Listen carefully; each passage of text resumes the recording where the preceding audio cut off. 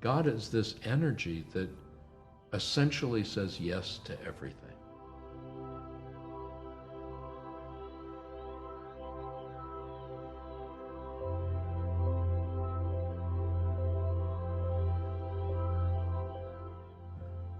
Sometimes I weep for what God has to say yes to.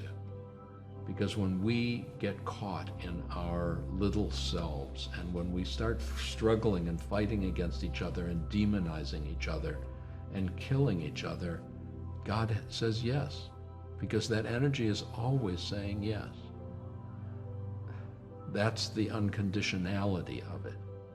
And that's the awesome responsibility that each of us has in our individual lives, in our community lives, in our lives, national lives, is to wake up to our purpose and to the essential meaning, which is to wake up to this presence, this life that we share, and treat each other as dignified vehicles of that life.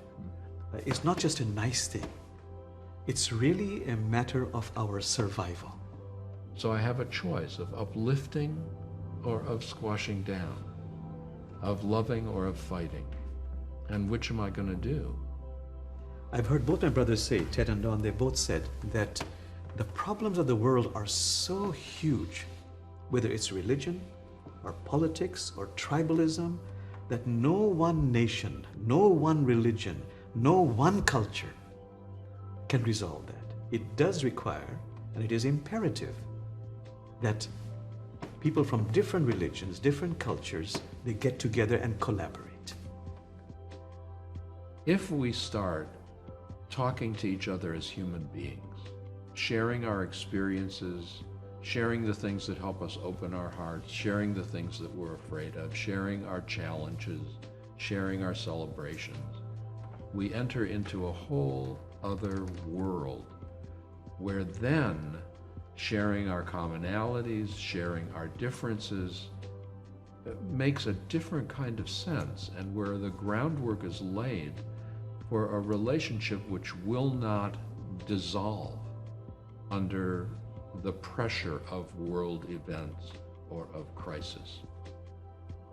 If we could get to know each other, at some point we might be able to penetrate the barriers that have traditionally separated our traditions. There's a verse in the Quran that says that God has created diversity for one special reason, that you might get to know the other.